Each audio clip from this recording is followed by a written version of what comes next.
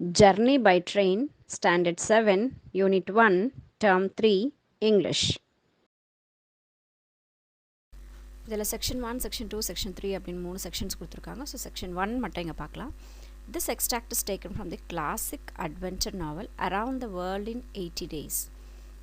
So இது வந்து நாவல்லேருந்து நமக்கு ஒரு பார்ட். நாவல் அப்படின்றது ஒரு பெரிய கதை இருக்கும். அந்த புக்கு ஃபுல்லாக ஒரே கதை தான் இருக்கும். ஸோ அதிலேருந்து ஒரு சின்ன பார்ட் மட்டும் நமக்கு எடுத்து கொடுத்துருக்காங்க. எந்த புக்கிலேருந்து எடுத்திருக்காங்க அப்படின்னா around the world in 80 days அப்படிங்கிற அந்த நாவல் புக்கிலேருந்து எடுத்திருக்காங்க. இது யார் எழுதியிருக்காங்க அப்படின்னா ஜூல்ஸ் வெர்ன் அப்படின்றவர் எழுதியிருக்காரு. An Englishman, Mr. Phileas Fogg, along with his French attendant Passepartout, attempted to go round the world in 80 days on a wager of $20,000. roughly $1.6 million today. So இன்றைக்கி அதோடைய வார்த்தை சொல்கிறாங்க. Said by his friends at the Reform Club. So இதில் என்னென்னா ஒரு fog அப்படிங்கிற ஒரு person என்ன பண்ணார், அவருடைய ஃப்ரெண்ட்ஸ் அட்டண்டன்ட் கூட இருக்கிற ஒரு பேர் தான் அட்டண்டன்ட் இல்லையா. ஸோ அவரோட சேர்ந்து உலகம் ஃபுல்லாக 80 டேஸில் சுற்றிட்டு வரலாம் அப்படின்னு சொல்லிட்டு பிளான் பண்ணுறாங்க. அதுக்குண்டான வேஜ் என்னன்னு சொல்லி பார்த்தீங்கன்னா $20,000, அதாவது $1.6 million இன்றைக்கி கணக்கு போட்டால். Read this extract where Phileas Fogg travels through some parts of India at a time when the railways were being built in the country. So இதில் இருக்கக்கூடிய பார்ட் என்ன அப்படின்னா, ஃபிலியஸ் இவங்க வந்து வேர்ல்டு ஃபுல்லாக சுற்றி பார்க்கணுன்னு வரும்போது, நம்ம இந்தியாவுக்கு வரும்போது இந்தியாவை சுற்றி பார்க்கும்போது அப்போ தான் ஃபஸ்ட்டு நம்ம இந்தியாவில் ட்ரெயின் அப்படிங்கிறத ஒன்று இன்ட்ரடியூஸ் பண்ணுறாங்க. ஸோ அந்த சமயத்தில் இவர் நம்மளோட இந்தியாவுக்கு வந்திருக்காரு. ஸோ அப்போ என்ன ஆச்சு அப்படின்றது தான் இந்த story. Some places are spelt differently as the book was written over a centuries ago. சில இடங்களில் ஸ்பெல்லிங் வந்து டிஃப்ரெண்ட்டாக இருக்கும், ஏன்னா இது பல 100 வருஷம் ஆச்சு எழுது. The train has started punctually among the punctually. So இப்போ ட்ரெயின் வந்து கரெக்டான டைமுக்கு ஸ்டார்ட் ஆகிடுச்சு. Among the parents were a number of officers, government officials and merchants. So கூட அந்த ட்ரெயினில் இருந்தது யாரெல்லாம் இருக்காங்கன்னு பார்த்தா ஆஃபீஸரு, கவர்மெண்ட் ஜாபில் இருக்கவங்க, மர்ச்சன்ட்ஸ் அப்படின்னா வியாபாரிகள், இவங்கெல்லாம் அந்த ட்ரெயினில் இருக்காங்க. Passepartout rode in a same carriage with Mr. Fogg, and the third passenger occupied a seat opposite to him. So இப்போ அவர் ஃபாகு அப்புறம் பாசிபோர்ட் அவருடைய அட்டண்டன்ட் இவங்க எல்லாம் சேர்ந்துட்டு ஒரே கம்பார்ட்மெண்ட்டில் இருக்காங்க. அவரோட ஆப்போசிட்டில் இன்னொருத்தர் உட்காந்துருக்காரு, இன்னொரு பேசஞ்சர் வந்து உட்காந்துட்ருக்காரு. This was Sir Francis Cromarty, one of the friends Mr. Fogg made on the ship Mongolia that brought him to Bombay. So இவர் யார், இந்த தேர்ட் பேசஞ்சர் யார் அப்படின்னு பார்த்தா இவருடைய ஃப்ரெண்டு. எப்போ ஃப்ரெண்ட் ஆனாங்க அப்படின்னு சொல்லி பார்த்தா மங்கோலியா ஷிப்பில் ட்ராவல் பண்ணும்போது பாம்பேக்கு வரும்போது இவர் ஃப்ரெண்டாக இருக்கார். ஸோ இப்போது மிஸ்டர் ஃபாகு, அவருடைய அட்டண்டன்ட் பாசிபோர்ட் அவுட்டு, அப்புறம் அவருடைய ஃப்ரெண்டு ஃப்ரான்சிஸ் க்ரோமார்ட்டி அப்படிங்கிறவங்க இப்போ அந்த ட்ரெயினில் அவருடைய கேரேஜில் வந்து travel பண்ணுறாங்க. And here after leaving Bombay, the train has passed the bridges on the islands of Salkit and had gone into the open country. So இப்போ ஸ்டார்ட் ஆகிடுச்சு ட்ரெயின்னு. இப்போ 1 hour ஆகிடுச்சு பாம்பேயை விட்டு. பிரிட்ஜை கடந்து வராங்க, ஒரு சின்ன ஐலாண்டு தீவை ஒன்று கடந்து வராங்க. இப்போ ஒரு ஓப்பன் கண்ட்ரிக்குள்ளே வந்துட்டாங்க. During the night, the train left the mountains behind. So night டைமில் மவுண்டெயினை கடந்தும் வருது. அண்ட் பாஸ்ட் நாசிக் அப்படிங்கிற இடத்துல க்ராஸ் பண்ணியாச்சு. அந்த next day proceeded over the flat well cultivated country of the Khandesh with its straggling village. So இப்போ அடுத்து இந்த மலை நாசிக்லாம் கடந்து வந்ததுக்கப்புறம் இப்போ ஒரு சாதாரண ஒரு ஃப்ளாட்டான ஒரு பகுதியை வந்து ட்ராவல் பண்ணிகிட்ருக்கு ட்ரெயின். அது அந்த கண்ட்ரி பார்த்திங்க அப்படின்னா நல்லா கல்டிவேட்டடாக இருக்கக்கூடிய ஒரு கண்ட்ரி, அதாவது நல்ல விளைச்சல் இருக்கக்கூடிய ஒரு கண்ட்ரி. அதுக்கு நடுவில் இப்போ ட்ரெயின் போயிட்டுருக்கு. அந்த கண்ட்ரியோட பேர் வந்து கந்தேஷ்.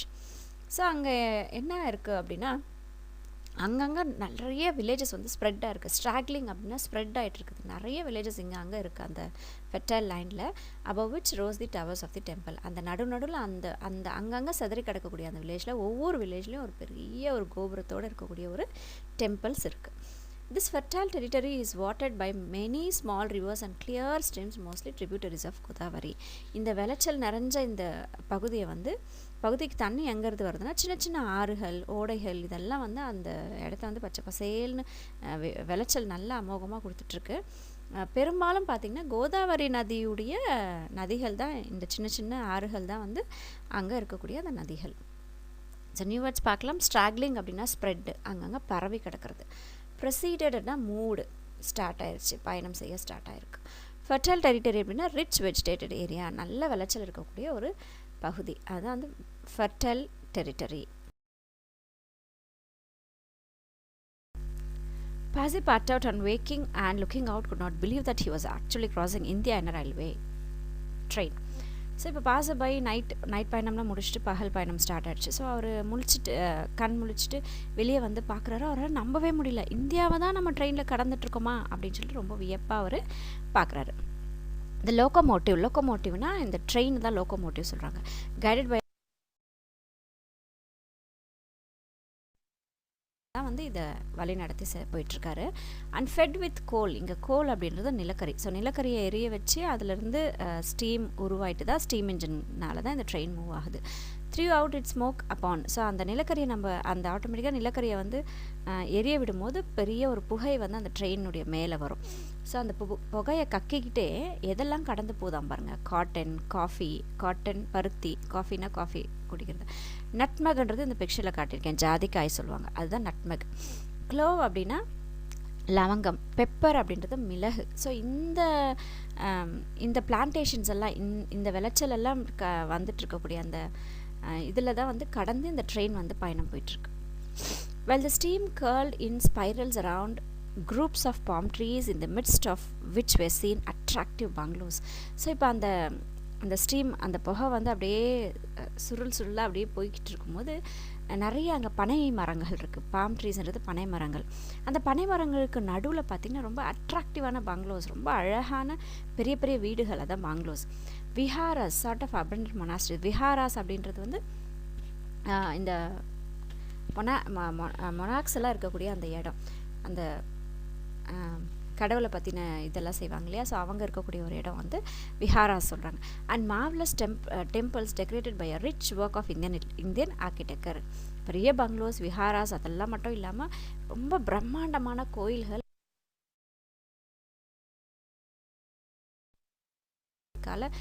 டிசைன் பண்ணியிருக்கக்கூடிய டெம்பிள்ஸ் எல்லாம் வந்து கடந்து இப்போ அந்த பனை மரத்துக்கு நடுவில் இருக்கக்கூடிய இந்த இடங்களை கடந்து போயிட்டுருக்கு. தென் they came upon vast areas extending to the horizon. So இதெல்லாம் வரும்போது ஒரு பெரிய ஒரு இடம், கண்ணு கெட்டின இடத்துல நிறைய பெரிய ஒரு இடம். ஹாரிசான் அப்படின்றது வானமும் பூமியும் தொடுற மாதிரி ஒரு காட்சி இருக்கும், அதுதான் வந்து நம்ம ஹாரிசான் அப்படின்னு சொல்கிறோம். ஸோ அந்த ஹாரிசான் இருக்கிற அளவுக்கு ரொம்ப பெரிய ஒரு இடத்தை கடந்து வராங்க. With jungles where snakes and tigers lived. So ஒரு பெரிய காட்டுக்குள்ளே இவங்க நுழையிறாங்க. இப்போ ட்ரெயின் வந்து காட்டுக்குள்ளே, ஜங்கல் அப்படின்னா அடர்ந்த காது சொல்லுவாங்க. ஸோ அந்த ஜங்கல்ஸ்குள்ளே கடந்து வருது. அங்கே டைகரு, ஸ்னேக்கு இவங்கெல்லாம் வந்து வாழ்ந்துட்டுருக்காங்க ஜங்கலில். These creatures fled at the noise of the train. So ட்ரெயினுடைய சவுண்டு கேட்டோன்னே இவங்கெல்லாம் அப்படியே பறந்து ஓடுறாங்க. Then they came to forest where elephants stood gazing with sad eyes at the train as it passed. So அதுக்கப்புறம் கொஞ்சம் தூரத்தில் போனால் எலிஃபேண்ட்ஸ் எல்லாம் இருக்குது. அங்கங்கே எலிஃபேண்ட்ஸ்லாம் நின்றுக்கிட்டு பார்த்துட்டே இருக்குது. கேசிங்னா பார்த்துட்ருக்குறது. ஸோ அவங்களோட கண்களில் அந்த ஒரு சோகம் தெரிஞ்சது. அந்த ட்ரெயின் கடந்து சோகமான பார்வையோட எலிஃபேண்ட்ஸ் வந்து பார்க்குறாங்க. At 11:30 the train stopped at Burhanpur. So இப்போது 12:30 ஆகிடுச்சு. 12:30னா 12 o'clock ஆகி 1/2 மணி நேரம் ஆகிடுச்சுன்னு அர்த்தம். ஸோ 12:30 மணிக்கு இப்போ என்னாச்சு, புர்ஹம்பூர் அப்படிங்கிற ஒரு இடத்துல ட்ரெயின் வந்து நின்றுச்சு. The travelers made a hasty breakfast.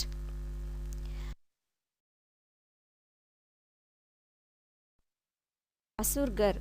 So இப்போ ஹாஸ்டி எப்படின்னா ரொம்ப வேகமாக சாப்பிட்றாங்க. அந்த பயணம் செஞ்சுட்ருக்கவங்க இப்போ சீக்கிரமாக பிரேக்ஃபாஸ்ட் சாப்பிட்டுட்டு அசூர்கர் அப்படிங்கிற ஒரு இடத்துக்கு இப்போது அவங்களுடைய பயணத்தை வந்து ஸ்டார்ட் பண்ணுறாங்க. Now they travelled along the banks of the small river Tapti. So அவங்க என்ன பண்ணுறாங்க, இப்போ அதோட ட்ரெயின் நின்றுச்சு. ஸோ இவங்க நடந்தே போகிறாங்க. அந்த சின்ன ரிவர் டாப்டி அப்படிங்கிற ரிவருடைய அந்த பேங்க்கில், கரையில், ஆத்தங்கரையில் இவங்க இப்போ நடக்க ஆரம்பிச்சிடுறாங்க.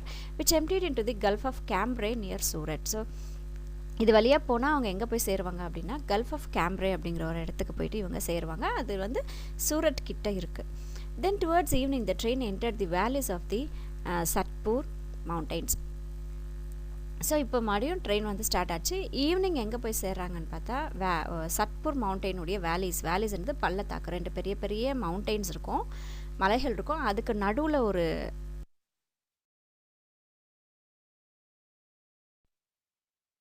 ரைட் சைட் பிக்சரில் காட்டியிருக்கேன். 2 மலைகளுக்கு நடுவில் கீழே இருக்கக்கூடிய பள்ளத்தாக்கு சொல்லுவாங்க, அதுதான் வேலிஸ்.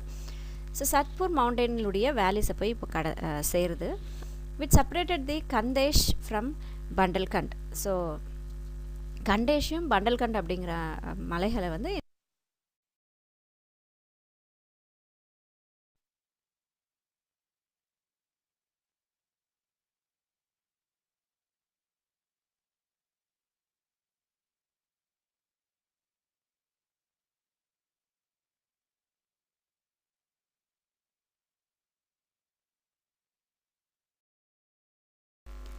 The train stopped at 8 o'clock in the midst of the clearing, some 15 miles beyond Rothal. So ராத்தல் அப்படிங்கிற இடத்துலேருந்து 15 கிலோமீட்டருக்கு முன்னாடியே மிட்ஸ்ட் ஆஃப் கிளியரிங் அப்படின்னா ஃபுல்லாக எம்டியாக இருக்கக்கூடிய ஒரு ஸ்பேஸு, அதுக்கு நடுவில் அப்படின்னு அர்த்தம். ஸோ ட்ரெயின் வந்து இப்போ 8 மணிக்கு நின்றுச்சு.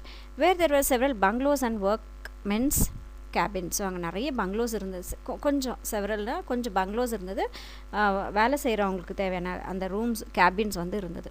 த conductor passing along the carriages shouted passengers will get out here. So இப்போ ட்ரெயின் உடைய கண்டக்டர் வந்து ஒவ்வொரு கேரேஜாக போயிட்டு எல்லோரும் இங்கே பேசஞ்சர்ஸ்லாம் இப்போ வெளியே கீழே இறங்கிடலாம் அப்படின்னு சொல்லிட்டு இன்ஸ்ட்ரக்ஷன்ஸ் கொடுக்குறாரு. Phileas Fogg looked at Sir Francis Cromarty for an explanation.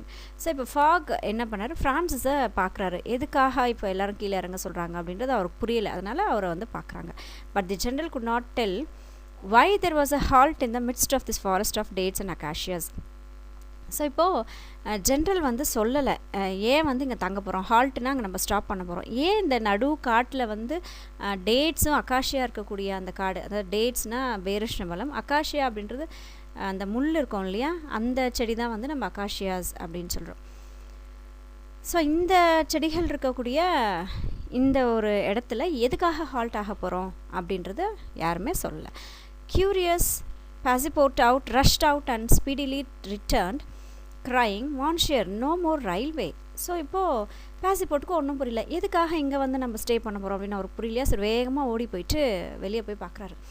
பார்த்துட்டு என்ன சொல்கிறாங்க, அவர்கிட்ட வந்து அவர் பாசிபோர்ட் வந்து அவருடைய அட்டெண்டர் இல்லையா. ஸோ இப்போ வந்து சொல்கிறாரு, சார் இதுக்கு மேலே ரயில்வேஸே கிடையாது, அவ்வளோதான், இதோட முடிஞ்சிருச்சு அப்படிங்கிற ஒரு தகவலை வந்து சொல்கிறாங்க. What do you mean? asked Sir Francis. So இப்போது Sir Francis ஆச்சரியமாக கேட்குறாரு, என்ன சொல்கிற அப்படின்னு சொல்லிட்டு கேட்குறாரு. I mean to say that the train isn't going to go any further. So நான் என்ன சொல்ல வரேன்னா, இதுக்கு மேலே ட்ரெயின் மூவ் ஆக போகிறதில்ல, இதோட முடிஞ்சிச்சு ரயில்வே அப்படின்னு சொல்கிறேன் அப்படின்ட்டு அவர் சொல்கிறார். The general at once stepped out while Phileas Fogg calmly followed him and they proceeded together to the conductor. So இப்போது ஃபாகும் ஜென்ரலும் இறங்கி போகிறாங்க, போயிட்டு கண்டக்டர்கிட்ட போகிறாங்க. Where we are asked Sir Francis. Sir Francis போயிட்டு அவர்கிட்ட கண்டக்டர்கிட்ட கேட்குறாரு, நாங்கள் இப்போ எங்கே இருக்கோம் அப்படின்னு சொல்லி கேட்குறாரு.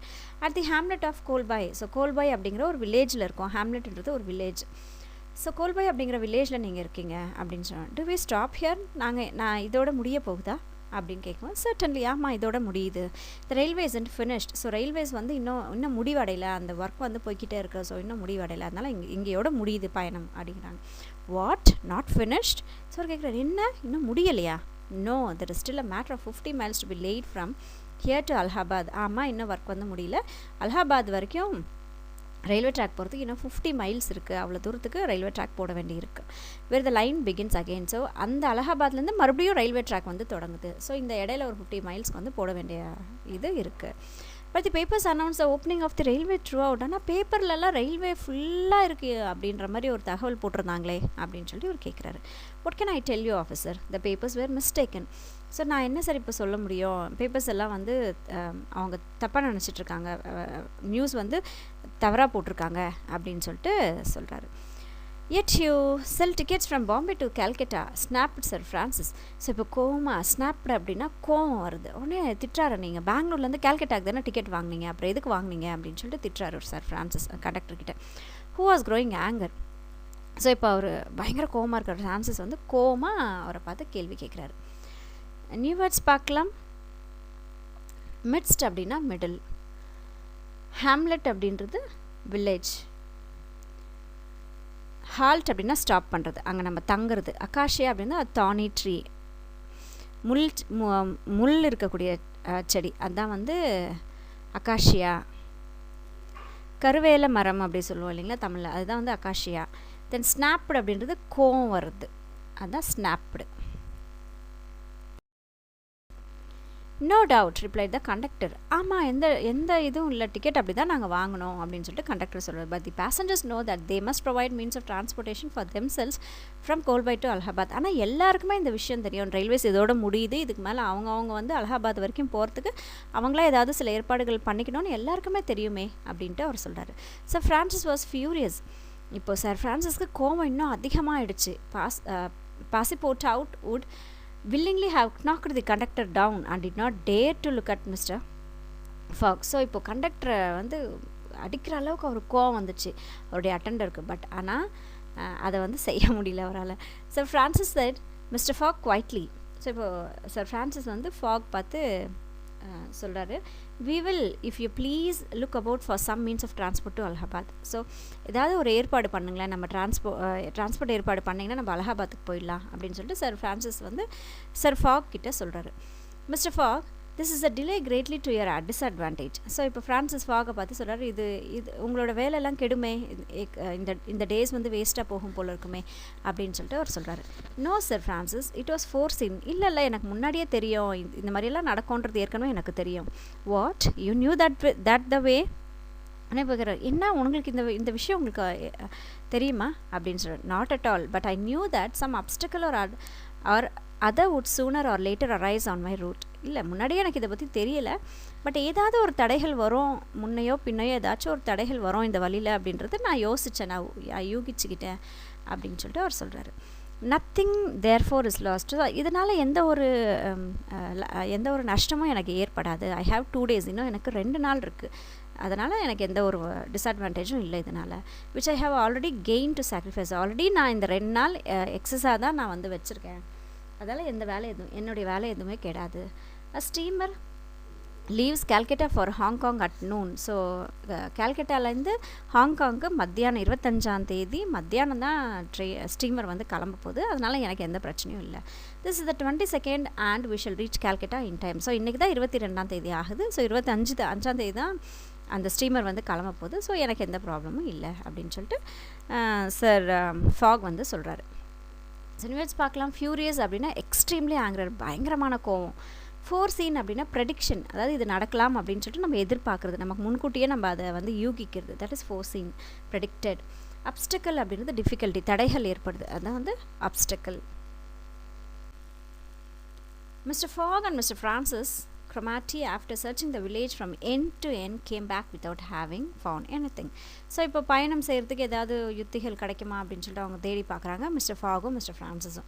ஸோ வில்லேஜில் அங்கே எங்கெல்லாம் இடம் இருக்கோ அங்கெல்லாம் போயிட்டு தேடி கண்டுபிடிச்சி பார்க்குறாங்க, எதுவுமே அவங்களுக்கு கிடைக்கல. I shall go on foot said Phileas Fogg. So இப்போ மிஸ்டர் ஃபாக் என்ன சொல்கிறாரு, வேறு ஒன்றும் பண்ண முடியல, நடந்து தான் போய் ஆகணும், நான் நடக்கிறேன் வேணா அப்படின்னு சொல்லிட்டு அவர் சொல்கிறாரு.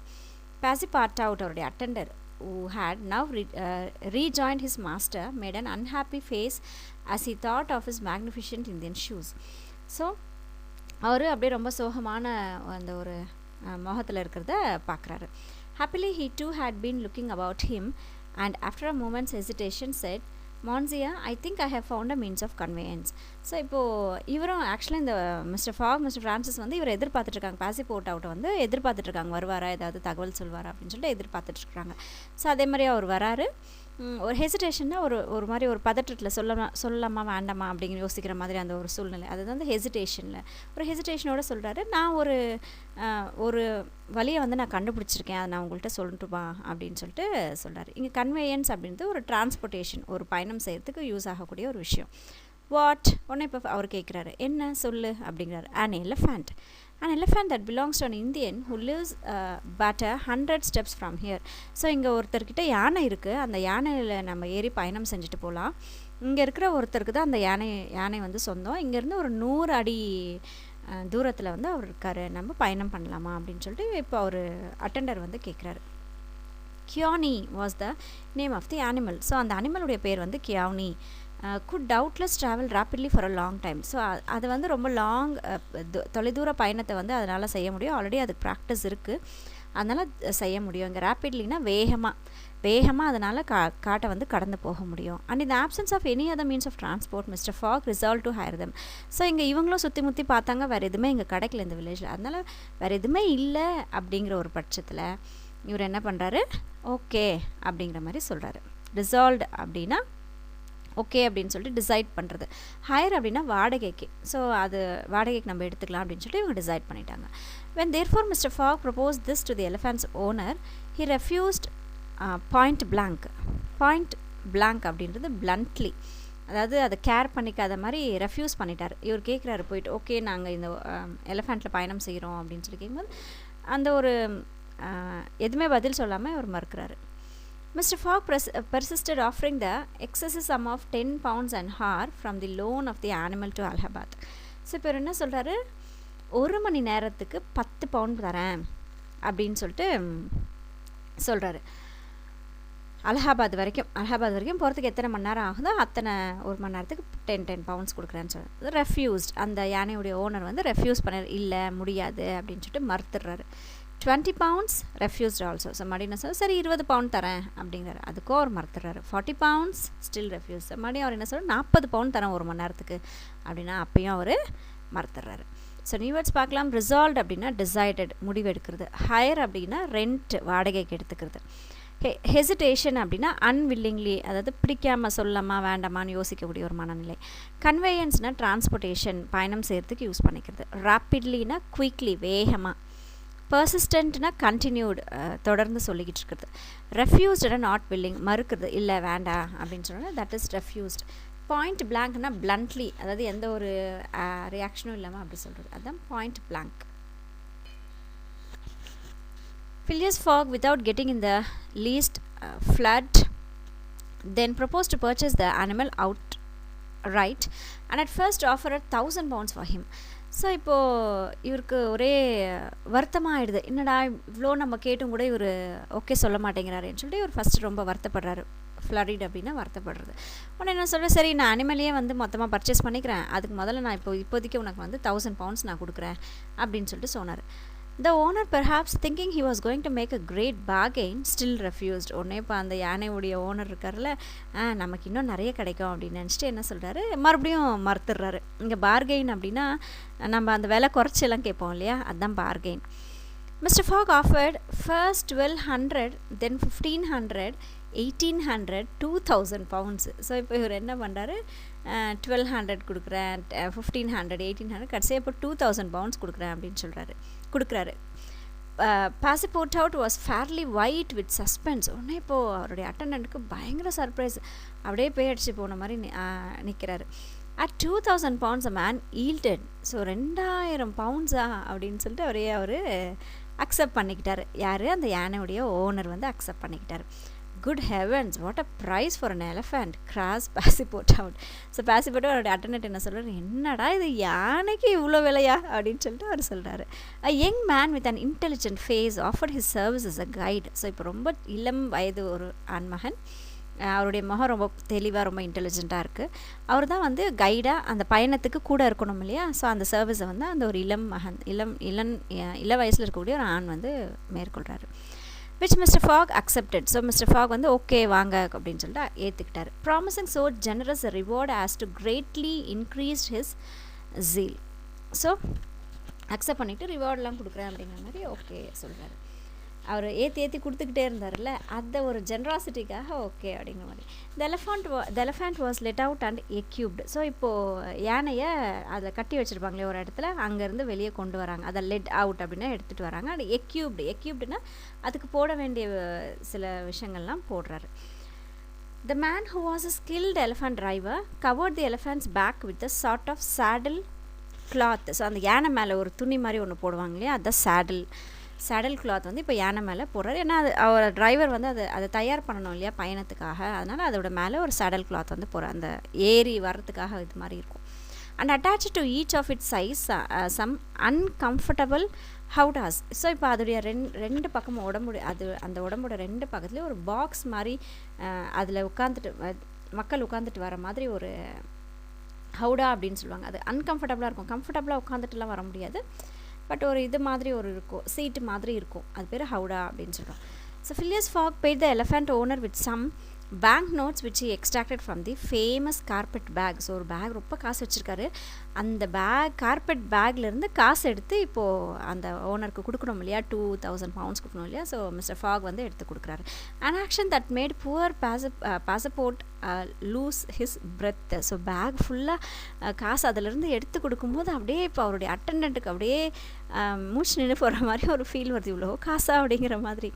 Well, Sir Francis and Mr. Fogg took the howdahs on either side. So இப்போது இந்த 2 பாக்ஸ் மாதிரி ஃபிக்ஸ் பண்ணுறாரு, அந்த யானையுடைய 2 பக்கத்துலேயும் அந்த ஹவுடாஸை வந்து ஃபிக்ஸ் பண்ணுறாரு. பாக்ஸ் மாதிரி இருக்கும், அதில் உட்காந்துட்டு வர மாதிரி சீட்டு ஆக்சுவலாக.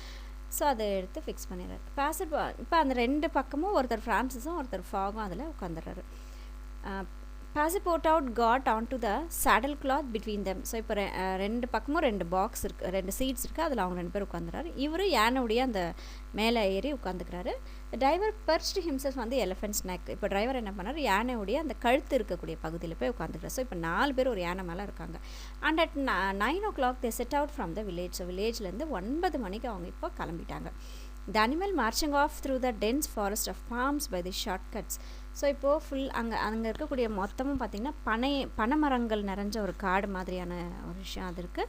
ஸோ அதை கடந்து இப்போது ஷார்ட்கட்டில் யானை வந்து பயணம் செய்ய ஆரம்பிக்குது எங்கே, அலகாபாத்துக்கு போகிறதுக்காக. ஸோ ஜூல்ஸ் வெர்ன் எழுதியிருக்கக்கூடிய ஒரு சின்ன நாவல் வந்து ஒரு சின்ன பகுதி மட்டும் தான் நமக்கு கொடுத்துருக்காங்க. இதில் நியூ வேர்ட்ஸ் பார்க்கலாம். ஃப்ளரிட் அப்படின்னா வரீடு, வருத்தப்படுறது. ஈல்டட்னா சம்பாதிக்கிறது, அக்செப்ட் பண்ணிக்கிறது, ஓகே சொல்கிறது. ஹவுடாஸ் அப்படின்னா சீட் ஃபார் ரைடிங் வந்து பேக் ஆஃப் தி எலிஃபெண்ட்டுக்கு மேலே உட்காந்துட்டு பயணம் செய்கிறதுக்கு யூஸ் ஆகக்கூடிய ஒரு சீட் மாதிரியான ஒரு விஷயம். கார்பெட் பேக்னா mister Phileas Fogg left London with very little luggage. All his money was in the carpet bag. So நிறைய ரொம்ப கம்மியான லக்கேஜ் கொண்டு வரார். அவர் கொண்டு வந்த லக்கேஜில் கார்பெட் பேக்கில் அவருடைய மொத்த பணமும் வச்சுருக்காரு. பெர்ச்டு அப்படின்னா பொசிஷன்டு, ஏறி உட்காந்துக்கிறது, அதுதான் பெர்ச்டு. Thanks for watching Sridevi's Zone.